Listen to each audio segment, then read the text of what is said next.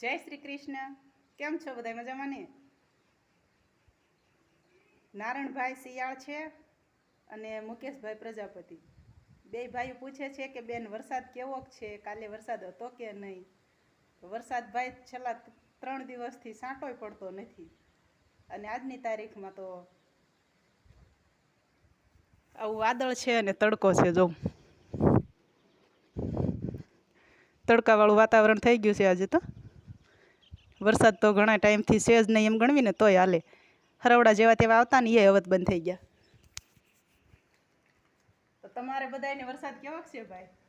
અમારે તો વરસાદ નથી આવતો ને હવે તો ખાસ જરૂર છે. જો વરસાદ આવી જાય ને તો ફૂલે ફૂલ જરૂર છે વરસાદની. અમારે જો આવું બધું મોલાત છે બધી.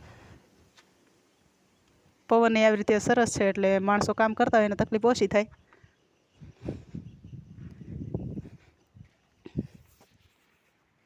તો એક ધારમાં અમારે આમાં ડુંગર જ્યાં દેખાય ને એના ધારમાં એક પક્ષી છે.